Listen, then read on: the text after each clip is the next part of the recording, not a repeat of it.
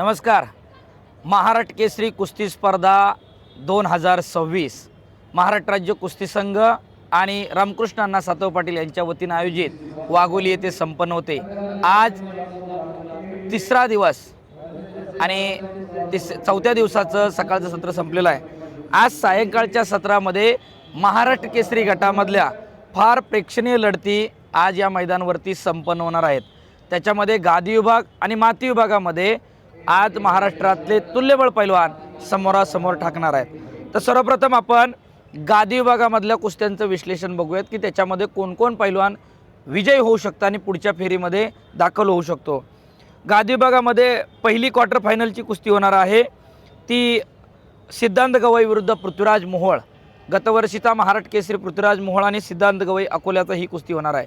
पृथ्वीराज मोहोळनं आपण किती फॉर्ममध्ये आहोत हे कालच्या कुस्तीनं दाखवून दिलेलं आहे. काल त्यानं प्रतिस्पर्ध्याला सुंदर असा बॅकथ्रो लावला जो वर्षानुवर्ष लोकांच्या लक्षात राहील असा पृथ्वीराज मोहोळ. कालच्या कुस्तीवरनं त्यानं आपलं आव्हान हे कायम असल्याचं त्यानं दाखवून दिलेलं आहे. इवाना आपण गदेसाठी लायक आहोत, पात्र आहोत हे त्यानं कालच्या कुस्तीवरून सिद्ध केलेलं आहे.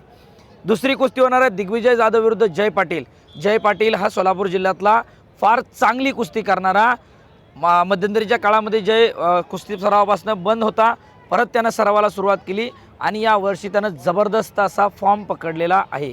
बोर्ड बाजूला काढ. आणि खऱ्या अर्थानं तो आज दिग्विजय जाधव बरोबर लढणार आहे. त्याच्यामधून संभाव्य जय पाटील पुढच्या फेरीमध्ये दाखल होईल असा अंदाज आहे. शिवराज राक्षे विरुद्ध पृथ्वीराज पाटील ही या स्पर्धेमधली एक हाय व्होल्टेज कुस्ती, जी कुस्ती पाहण्यासाठी आज स्टेडियम फुल भरणार आहे. दोन महाराष्ट्र केसरी, एक कोथरूडचा महाराष्ट्र केसरी आणि दुसरा सातारा अधिवेशनाचा महाराष्ट्र केसरी अशी कुस्ती लागणार आहे. ज्याच्यामध्ये कोण महाराष्ट्र केसरी होणार याच्यासाठीचा जवळजवळ फैसलाही होऊ शकतो, कारण दोघेही गदेचे प्रबळ दावेदार आहेत.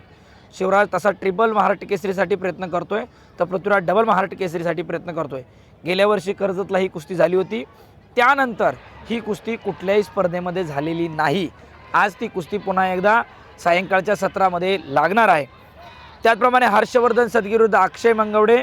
2020चा महाराष्ट्र केसरी हर्षवर्धन सदगीर फार अशा फॉर्ममध्ये आहे, आपण डबल महाराष्ट्र केसरी होऊ शकतो याची चुणूक त्यानं काल दादा शेळकेला पराभूत करून दाखवलेली आहे. त्यामुळं अक्षय मंगवडे विरुद्ध हर्षवर्धन सदगीर ही कुस्ती रोमहर्षक होईल. तर त्या कुस्तीमधून हर्षवर्धन सदगीर पुढच्या फेरीमध्ये दाखल होतील असा अंदाज आहे.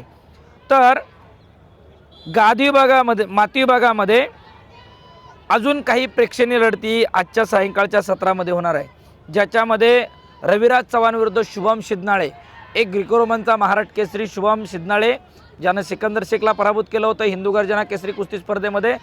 तर रविराज चव्हाण हा अखंड भारताला परिचित झालेला पैलवान, दुसरा सिकंदर म्हणून ज्याच्याकडे पाहिलं जातं असा रविराज चव्हाण आज माती विभागामध्ये एक प्रेक्षणीय लढत, मी जाणीव प्रेक्षणीय लढत, दोघंही स्पर्धेमधले तंत्र आणि मंत्र जाणणारे पैलवान अशी कुस्ती होणार आहे. तर महेंद्र गायकवाड विरुद्ध इम्रान मुजावर ही दुसरी क्वार्टर फायनल होईल माती विभागामध्ये, ज्याच्यामध्ये महेंद्रचं पारडं जड वाटतंय. इम्रान मुजावर चांगली टक्कर दिली याच्यामध्ये कुठलीही शंका नाही. सिकंदर शेख विरुद्ध विक्रमसिंह भोसले, ज्या विक्रमसिंहनं काल बाळूबोडकेला पराभूत केलं, ठेंगण्या मूर्तीचा पण आक्रमकपणे कुस्ती करणारा विक्रमसिंह भोसले.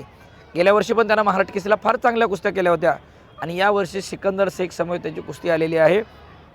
म्हणजे वरच्या हाफमध्ये महेंद्र गायकवाड आणि रविराज चव्हाण, तर खालच्या हाफमध्ये सिकंदर शेख, विक्रमसिंह भोसले आणि सुदर्शन कोतकर विरुद्ध रामचंद्र काबळे अशी कुस्ती होणार आहे.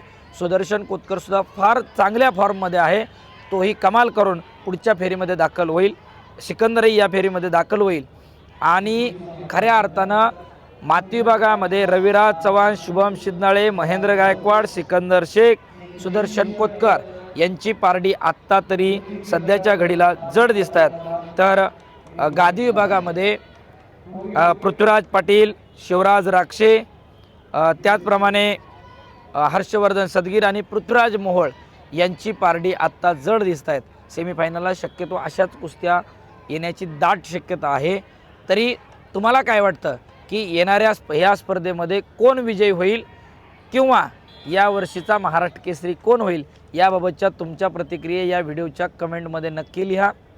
आणि हंगेश्वर धायगुडे HD या यूट्यूब चॅनलला नक्कीच सबस्क्राईब करा. याच्यावर तुम्हाला महाराष्ट्र केसरीच्या सगळ्या कुस्त्या पाहायला मिळतील. धन्यवाद.